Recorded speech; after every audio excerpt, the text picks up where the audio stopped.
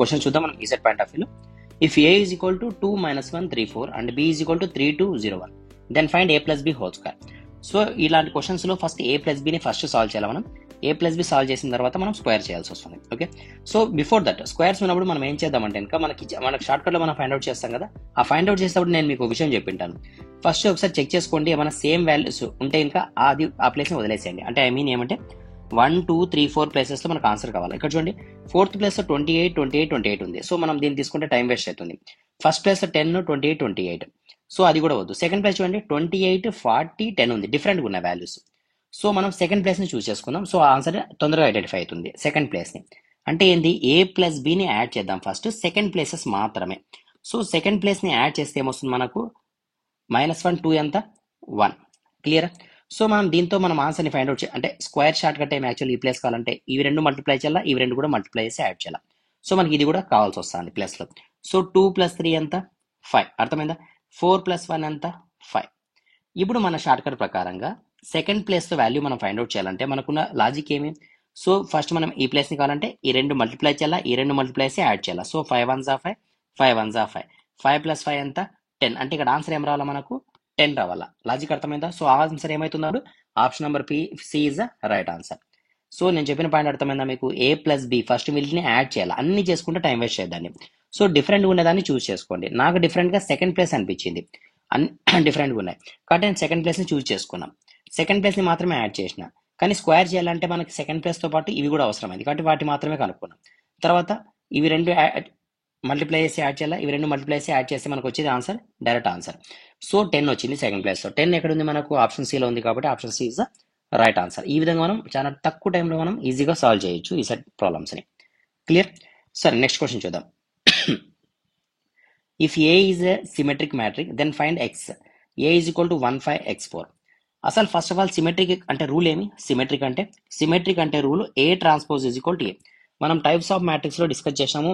Matrix యొక్క rules అంటే types of matrix అనేది చాలా ఇంపార్టెంట్. ఈ సెట్ లో మనకు కంపల్సరీ క్వశ్చన్స్ వస్తాయి దీనిపైన. So A transpose is equal to A. Transpose అంటే ఏమి, ఇది రోనా కాలమా, రో కదా, దీన్ని మనం కాలం వైజ్ గా రాసుకోవాలి. ఇది రో, సెకండ్ రో, సో దీన్ని కూడా మనం కాలం వైజ్ గా రాసినాం. ఈజ్ ఈక్వల్ టు ఏ కి ఈక్వల్ అంట, అంటే 1 5 x4 కి ఈక్వల్ అంట. సో 1 ప్లస్ లో 1 ఉంది, 4 ప్లస్ లో 4 ఉంది, అంటే ఎక్స్ ప్లస్ లో 5 ఉంది, 5 ప్లస్ లో ఎక్స్ ఉంది, అంటే ఎక్స్ వాల్యూ ఏమవుతుంది అప్పుడు 5 అవుతుంది. 5 ఎక్కడ ఉంది మనకు, ఆప్షన్ నెంబర్ డిలో ఉంది. క్లియర్ కదా. సో ఎప్పుడైతే మనకు సిమెట్రిక్ రూల్ తెలిసి ఉంటుందో అప్పుడు మనం ఈజీగా సాల్వ్ చేయొచ్చు ఈ ప్రాబ్లమ్ని. Next, if A is a involutory matrix then find X value. A is equal to 4 - 1 15x. అసలు ఇన్వల్యూటరీ అంటే రూల్ ఏమి, A square is equal to I. అంటే దీన్ని మనం స్క్వేర్ చేస్తే ఐకి ఈక్వల్ అని చూపించాం. సో స్క్వేర్ చేయాలా, ఫోర్త్ ప్లేస్ లో కావాలా. షార్ట్ కట్ మనకు తెలుసు కదా, ఫోర్త్ ప్లేస్ లో మనం ఫైండ్ అవుట్ చేయాలంటే మనం ఏం చేస్తాము, ఈ వాల్యూని దీనికి స్క్వేర్ చేయాలా. అంటే ఈ ప్లేస్ లో మనకు ఆన్సర్ ఏం రావాలంటే x2, తర్వాత x2 ప్లస్ ఇది మల్టిప్లై చేసి యాడ్ చేయాలి. సో 15 × -1 -15 కాబట్టి యాడ్ చేస్తే -15. అర్థమైందా. సో ఐ వాల్యూ ఎంత 1 0 0 1 కదా, ఐ మ్యాట్రిక్ యొక్క రూలు. అంటే x2 - 15 ప్లేస్ ఏముంది 1 ఉందనే కదా మీనింగ్.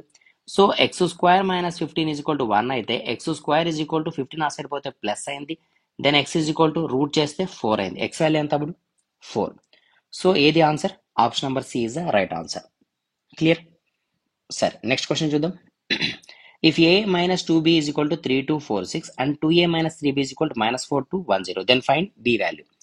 సో బీని ఫైండ్ అవుట్ చేయాలి. మనకున్నది ఏమి, a - 2b ఒకటి, 2a - 3b ఒకటి ఉంది.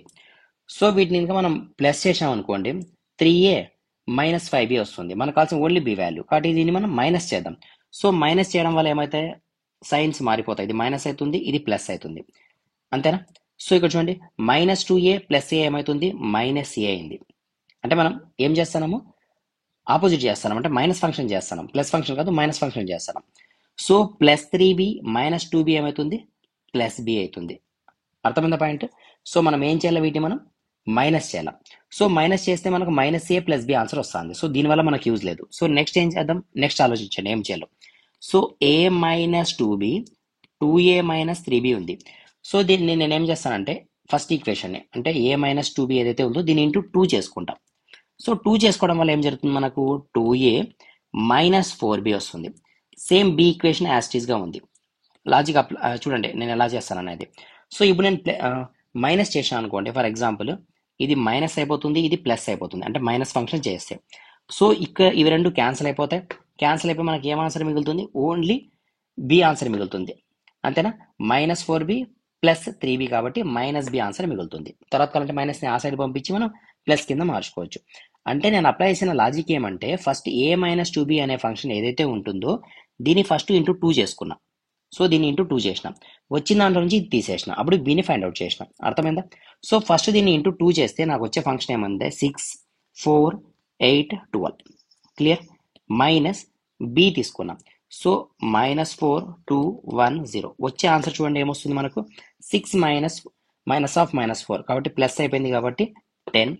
సో 4 - 2, 2, 8 - 1, 7, 12 - 0, 12. ఓకేనా? మనకు కావాల్సింది -b వాల్యూ కాదు, +b వాల్యూ కాబట్టి సైన్ని మార్చేద్దాం. సో ఆన్సర్ ఎంత? -10, -2, -7, -12. ఇది b వాల్యూ. అర్థమైంది ఎలా చేసినాము? సో ఫస్ట్ మీకు ఇలా ఈక్వేషన్స్ ఇచ్చినప్పుడు ఏదైనా బీని కానీ ఏని కానీ ఫైండ్ అవుట్ చేయమంటే ఇలా సింప్లిఫై చేయడం మీకు అర్థం కావాలి. కాబట్టి నేను ఇలా ఈ విధంగా అయితే ఎక్స్ప్లెయిన్ చేయడం జరిగింది. క్లియర్? సరే, నెక్స్ట్ క్వశ్చన్ చూద్దాం. If a is equal to x1, 1, 0 and a square is equal to i, then find x value. So దీని స్క్వేర్ ఐకి ఈక్వల్ అంట. సో నాకు ఫస్ట్ ప్లేస్ కావాలి ఈసారి. సో ఇక్కడ నేను ఏం రాసుకుంటా డైరెక్ట్గా ఎక్స్ స్క్వేర్ అంటే ఇక్కడ ఏదైతే వాల్యూ ఉంటుందో దాన్ని స్క్వేర్ చేయాలా, తర్వాత వీటిని మల్టిప్లై చేసి యాడ్ చేయాలా. 1 × 1 1, అంతేనా?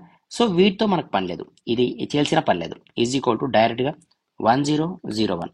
ఎందుకు చేయాల్సిన పని లేదు ఇవన్నీ కూడా అంటే ఎక్స్ వాల్యూ ఇక్కడ మాత్రమే ఉంది కదా.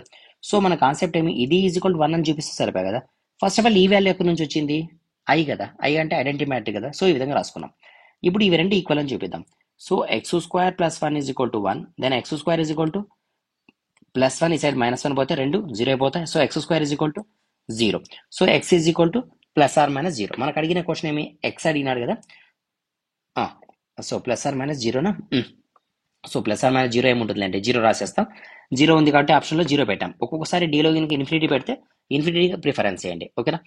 ఎందుకంటే ఇంకా ఇది ఎగ్జాక్ట్గా 0 కాదు ఆన్సర్, ఇన్ఫినిటీ లేదు కాబట్టి మనం 0ని ప్రిఫర్ చేస్తున్నాం. అర్థమైందా? సరే, నెక్స్ట్ క్వశ్చన్ చూద్దాం.